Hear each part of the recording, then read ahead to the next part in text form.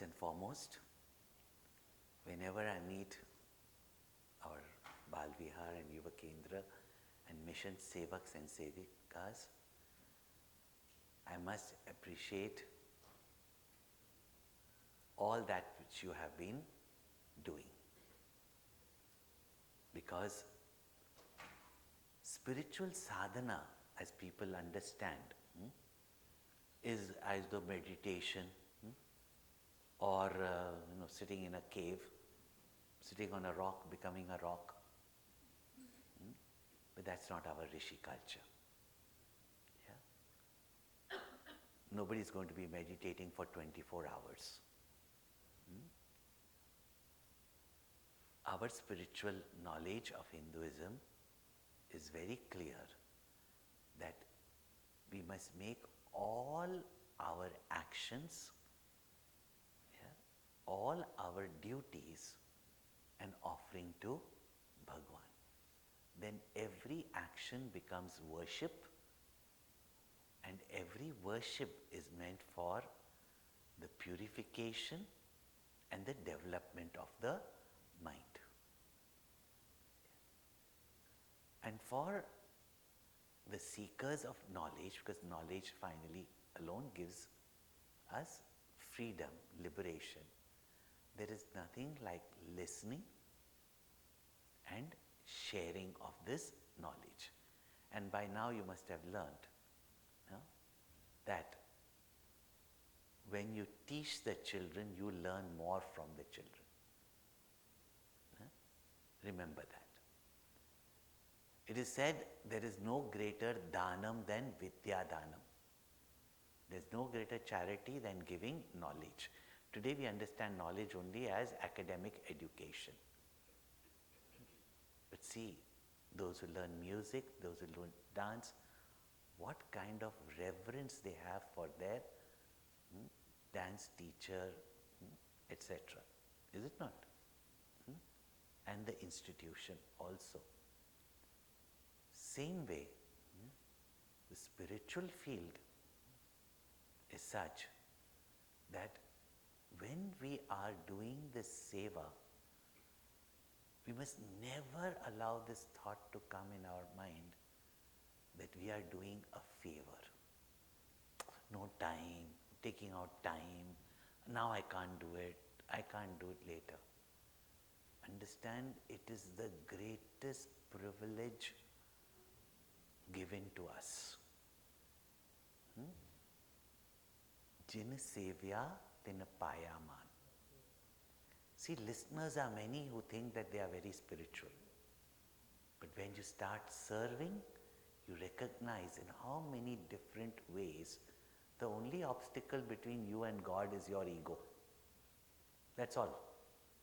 Nothing else. Ramana Maharishi just says that only. Don't waste your time in anything else.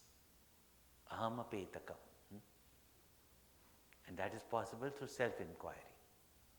Guru Nanak Sahib is asked, how can this ignorance be removed? He just said, drop the ego. And it's easy said than done. We know that, right? I'm not talking about that arrogance or pride. Those are just manifestation of ego. But at every stage of our life, in family also, what is the cause of conflict? Ego. In meditation also, what stops you from abidance in this knowledge is ego. And this ego goes only through seva. One story I had heard that a great Mahatma had come, Jnani Mahatma, and one person went, Guru, take Diksha, Mantra Diksha. So went to this Mahatma, and Mahatmas, even though these mantras are not without knowledge, but at least take it so that you will try to ask what it means. So gave him the mantra Soham. Now, simple meaning, Sah Aham. He am I. That am I. sincerely, he's been initiated, so he started doing soham, soham, soham, soham, but without knowledge. And even with all the knowledge you have, to say I am God, in the real sense, like that, so everybody keeps on saying I am God.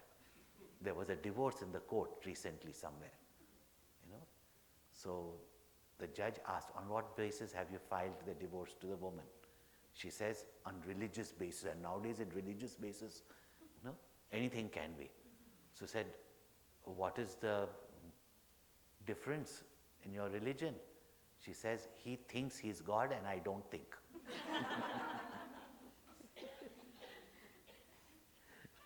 So not that kind of, I am God. But tell me, after studying so much Vedanta also, what comes to our mind is what? How can it be possible? So this ego comes in so many different ways. Sometimes you make a mistake and then somebody corrects you. Then you see what a mighty ego you have got. No? Otherwise I'm very humble, very humble. All this happens, no? So really speaking, it is only through seva. And that too also working with children who hardly have an ego. Not that they don't have, but they hardly have an ego. And therefore, it is such a great privilege that Gurudev has given us the mission so that with whatever capacity we have, we can serve and we can grow. So seva is a privilege. It is not a favor on society, on the children or other children. No. We must always take it with that sincerity that it is a worship, it is meant for our sadhana. Now whenever you work as a team, there will be differences of opinion, there will be conflicts also, but in a family, how do you go over it? And as Gurudev would say, it is a mirror. Sometimes you may not be wrong, but how you say something can be misunderstood. So it's only a learning for us. Why should we take it as a criticism? It's only a learning for us, right? If that way we are getting an open field to eliminate our ego without too much of intellectualism, with too much of, tapas or even meditation, which right now everybody can't do. But this ego gone. Another great Mahatma once told me, Gurudev's Guru Bhai only, he was sitting and he was joking away. Swami Shivanandaji's Maharaj's students all, I think, learned. Taponji Maharaj never joked, but I think Swami Shivanandaji Maharaj must be very humorous because all his disciples, even Swami Chidanandaji Maharaj of Divine Life, he would have his own sense of humor, but he would say something, that will make you laugh. So he was telling me very nicely. He asked me a riddle. He said, why is mango the king of all fruits, the sweetest of all fruits, the best of all fruits? Don't tell this to a person from the Orient. For them, durian is the king of all fruit and it stinks. But I think we all agree, right? Mango. So why is mango the sweetest fruit, the favorite fruit, the king of all fruits? You know what he answered? He said, when man goes, God comes. Yeah? So, it's a means for us to, whenever we work in a team, whenever we do some seva, it is first and foremost for our spiritual progress. And how that progress takes place. Always remember, with our effort, even the Upanishads say, we put in our effort only to get his, Kataksha Drishti, to get Bhagwan's even side glance. And you know how he is, no? Once Krishna spots you, he will not spare you. Hmm? And once he catches you, he will never leave you. You try whatever you want to do. You might leave the mission, but the mission is not going to leave you. Hmm? Yeah? You might stay away and die also, but next life also you. I heard Gurudev saying that once, So once he catches you, thankfully, he will never leave you, even if you leave him. See, Mirabai has said, "Jo tum todo piya, main nahi todu." But really speaking, Krishna says, once I catch someone, whether it is Trinavarta or whether it is Putana. But what to say about the gopis and the gopas? Will Krishna ever leave them? Keep that in mind and do all your seva. Now, if you've got any questions to ask me, I'll be willing to answer.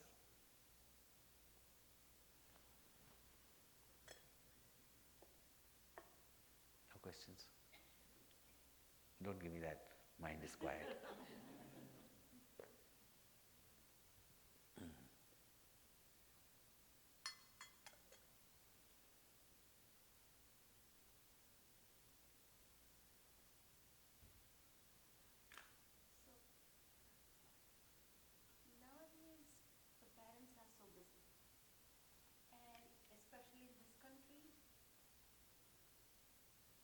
Have not witnessed their parents doing any spiritual sadhana at home.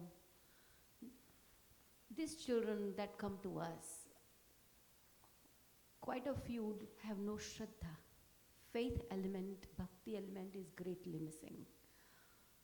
So if you can guide us, please, how we can inculcate that bhakti bhava, because younger children, we may be able to do it with stories and stuff.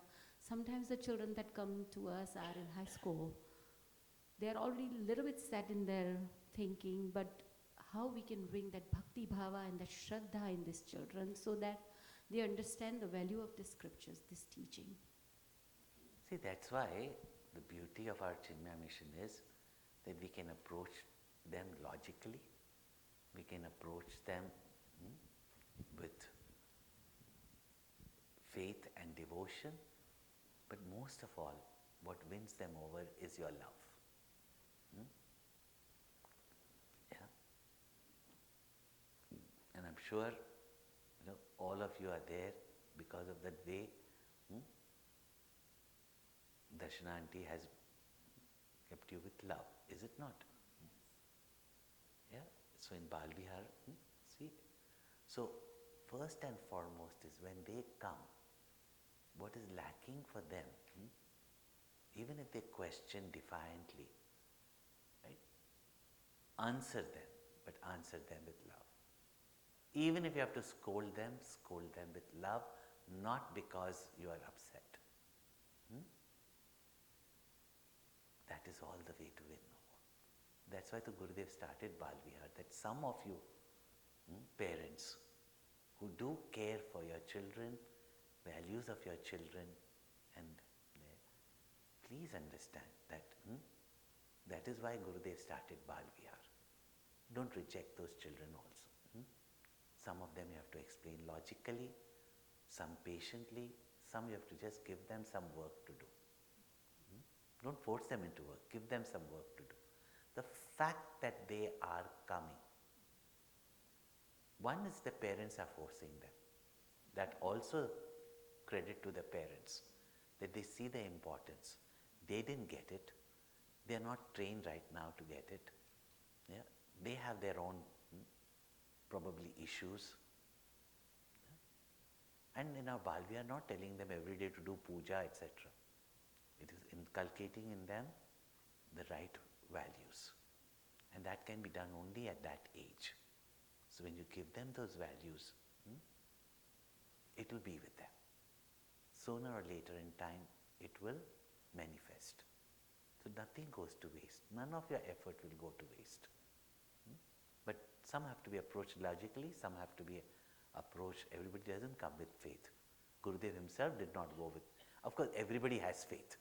That's a big humbug that they don't have. Otherwise, they wouldn't be there. But that apparent faith that we look out for. Gurudev didn't approach Swami Shivananda with that kind of faith. No? That's why he could understand people. He didn't demand faith. He demanded your inquiry.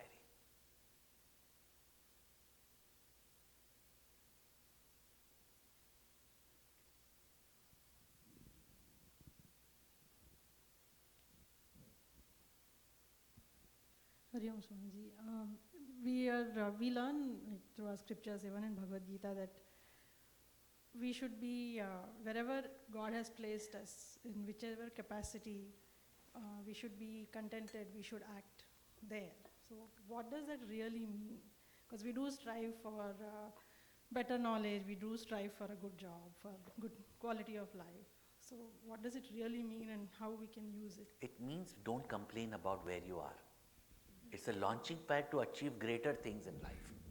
It doesn't say that stay there only. It is a launching pad for greater things in life. But if you complain about it, you're not making good use. Whether they are the success of life or whether it's a tragedy of life. Yeah? So nobody says don't progress. In every aspect, progress. But don't have the same progress. If 1 million didn't give you happiness, 10 million is not going to give you happiness. Think differently.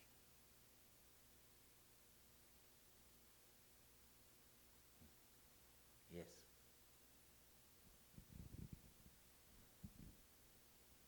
Hari Om Swamiji. One of the things I experience with my kids and also, the generation growing up now is that I feel like they have this feeling that as a older generation, we haven't paid our dues in taking care of the earth, or just as a humanity, we haven't done a good job, just from their conversations, right? So how do we help them understand there's hope and, there's still so much positivity to live for? I think scriptures, devotion, all that is great, but I think they need something that they can touch and feel to hold on to, right? To kind of have that hope for the future. Say never have the blame game. Never have the blame game. It's not that they've done nothing for you. Today, whatever you have is from the past only. The mistakes that you do today, tell them your children are going to also question you. Therefore, you start shaping up. Don't blame. Give them a positive approach to life. Yeah.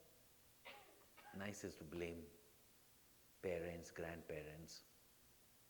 Yeah. I saw a nice WhatsApp message had come that one grandfather and his grandson, and the grandson is sitting with his phone and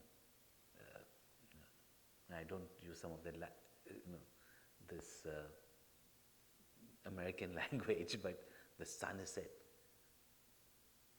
"What were you all doing in that generation? You didn't even have a cell phone." So the grandfather uses the youngsters' lingo and says, that we were busy inventing it for you. What are you doing? Playing on it. So let them see also what the past has given them and stop blaming. Not a good attitude. See what you can do. We educated for you to know that. That's our contribution.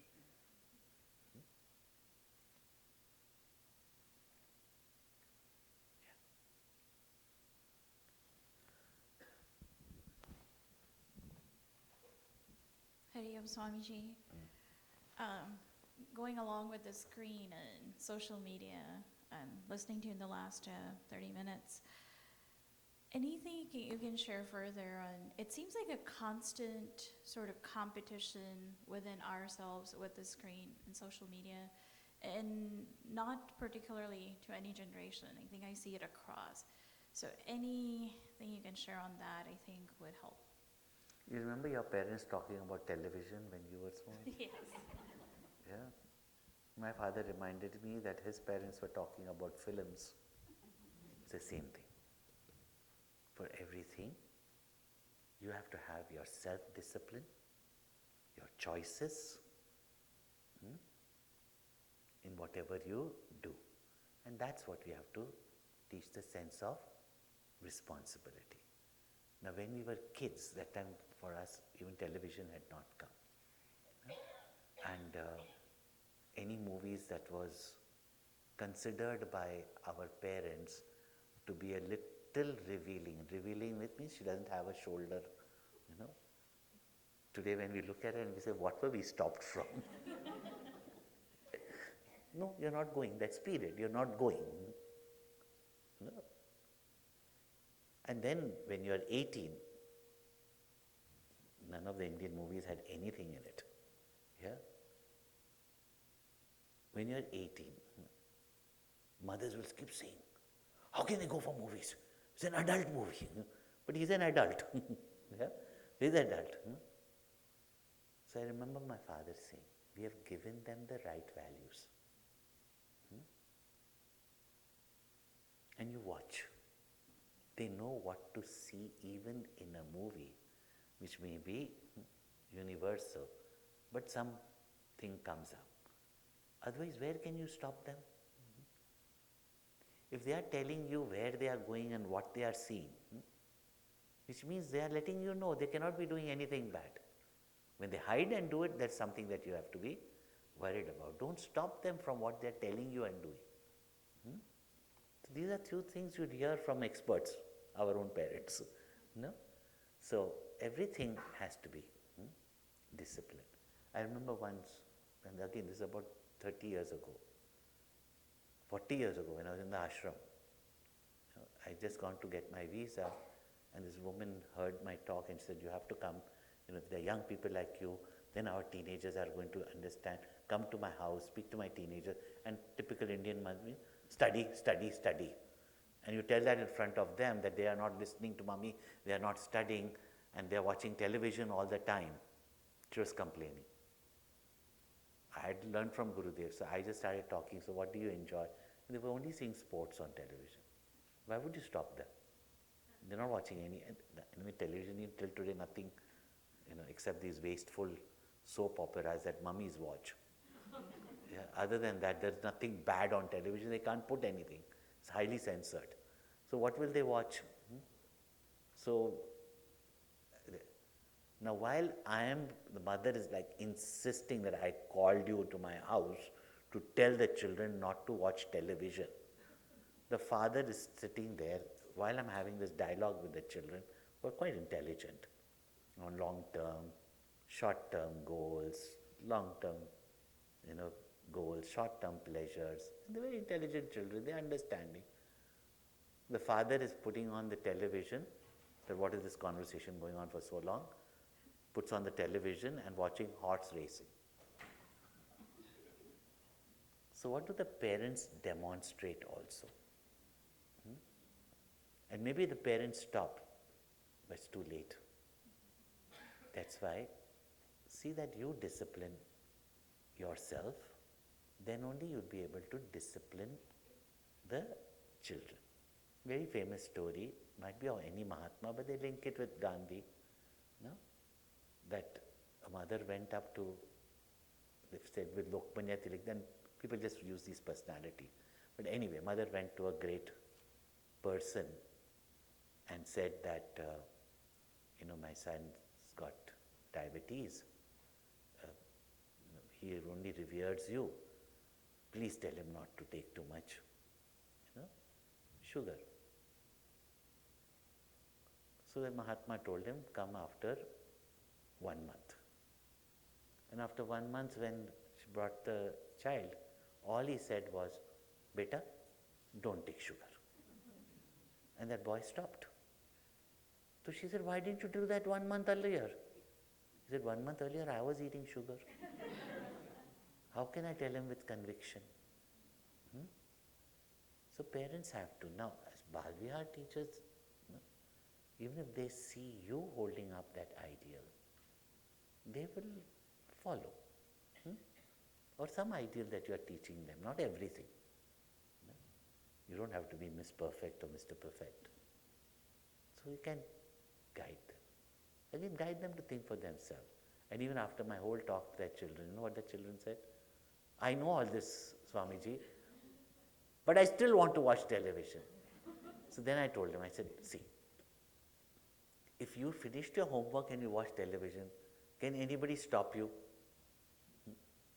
And even if they stop you, why should you stop? That they liked. So I said, okay, first you do your homework, then mom cannot tell you anything. I said, then if mom still tells you, she's just saying it for namesake because she's mom. So she won't mind. There are different ways, but fine. Any child is different also, we have to understand.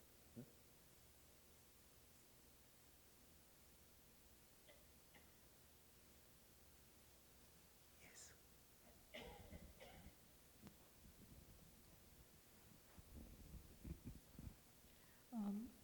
Actually, this question was asked to me by my daughter. She's 13. And so, how do we know what our Swadharma is? Bhagavad Gita says we should act according to our Swadharma. So, first of all, for us to understand, and how do we guide children? Simple, beta. You're a student now. Your Swadharma depends on what is your primary role. You're a student now. You're a child, your son, daughter right now. These are your Swadharmas, your duties, whatever duty. You're benefiting from being a daughter in the house, your duty is of a son or a daughter. Next thing is, you are a student in school, your duty is of a student. These two you take care of.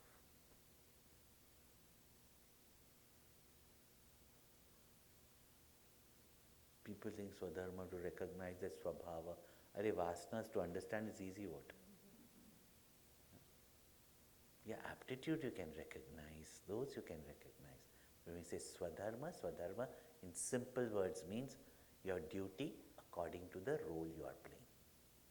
So if tomorrow you get a job in a finance company, then do your duty well there. No, but it's not according to my aptitude. Then did you choose your job according to your aptitude? Then choose your job according to your aptitude. If you get it, you will not even feel that what is my duty. You just do it.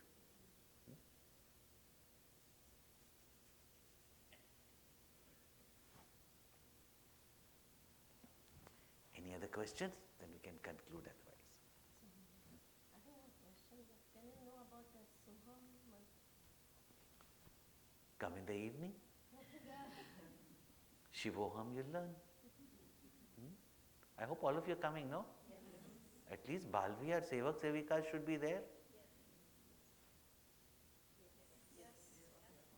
Yeah, so see that you come, encourage the parents. Whenever we have central programs, main programs, it should be the responsibility of every group coordinator, leader to see that you pass on that message. Encourage Balvihar parents. Now even other places they were asking me.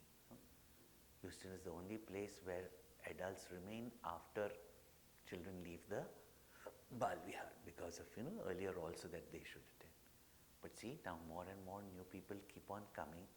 If they do not come to any of the study groups or the sessions that you have for the parents, then they just bring their children, leave their children, and after that children become teenagers, they say, no, we don't want to go.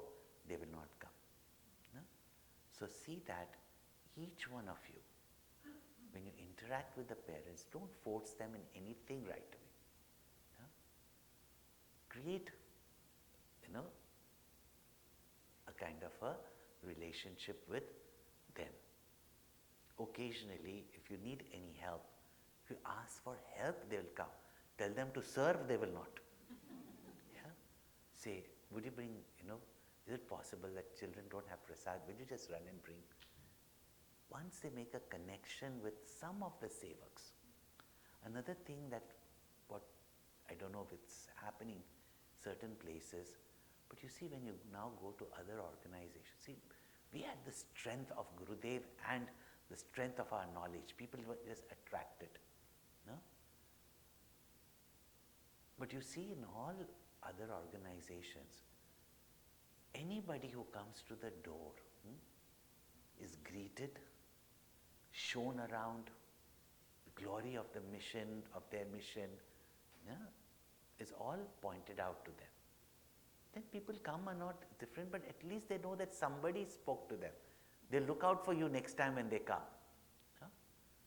So we should have now a group of people that when you receive the children, you just have even just a simple Hari Om, dialogue with the parents. How are the children doing? What are they learning? Is it improving them? I'm sure you also have parent-teachers meet sometimes. But these are the things which, not that many places we did it, but I think we have to now start thinking, and each one has to take a responsibility, that anyone who comes to the gate of Chinmaya mission, is received with a smile, with a Hari Om, some connection is made, some data collection, exchange of phone numbers. Never misuse it, use it only for mission work. And like that, and therefore each one of you have got, say, 25, 30 students in your class. If each one just makes contact with these 30 parents, and in the conversation tell them that we've got regular classes, but then no, we are not interested. ठीक है. Will you be able to help out in some way? No force, but can you help out in some way? They will help out. Can you come and just sit at the class? If you find out that they've got talent of singing, some of our shows or some of our this thing, just come and sing. That's how people just need a family to be involved in. They will say that they're not interested in spirituality, but they cannot resist a group, a family. So I think we have to start consciously doing that now. Also, I would request, see, Gurudev's Mahasamadhi is in Siddhbadi. All our mission members should at least make one pilgrimage. This is our pilgrimage centers. Must make that pilgrimage. See the work that is going on. You all women are phenomenal. That you all have done. But if you see their work, today also Geeta, Tata Marathon. Around the world, what we could not collect, these village women are collecting, and now they have come all the way from Siddhbadi to collect for CVV. And I told them, I said, really speaking, I'm wasting my time sometimes with all this international people, because for the village to save 1,000 villages, what these women have done. If I tell you also, they're making movies for vaccine, which was great. But if you tell you what our God women have done, it'll blow the government's mind off. So come and see some of the work, then you know that you belong to such a great, great visionaries organization. Otherwise people would go up to Gurudev only and said, how do I find a guru? No? So do be a part of it. So besides, of course, the two main camps, one is the youth camp and the Kabir camp, which is for the family. That's why we introduced it. It's a family camp so that you can come with all ages. And we have seen what bond takes place. Because we have camps for children, we have camps for teenagers. You know, as Sevak Sevikas, when you're with them, what bond takes place. If you encourage the parents, no, to also be part of it, or whenever they visit India, go visit one of our ashrams also. Somehow the other, some link, some bond, you have to see from all ways, takes place. Now in Siddhabadi, 108th Jayanti of Gurudev it is. I'll be having a camp from the 1st to the 9th of May. This is another camp. Don't get confused. There's too many announcements. Yeah, next year. These two are this year, next year, and 108th Jayanti will of course be thought of, and therefore all as Bal Vihars and all that, you all think how you can make 108th year of Gurudev's Jayanti. Not just a one-time celebration, a very meaningful gathering with a whole community. You know, I mean, how much contact everybody is made with the Houston, Indian diaspora. For Gurudev's Jayanti, can we have a huge function where we invite a lot of people? Again, everybody has to take responsibility for all that, so that we have a great, great responsibility. Yeah? Okay, so I'll see you all in the evening sessions. Om Purnamada Purnamidam Purnat Purnamudachyate Purnasya Purnamadaya Purnameva Vashishyate. Om Shanti.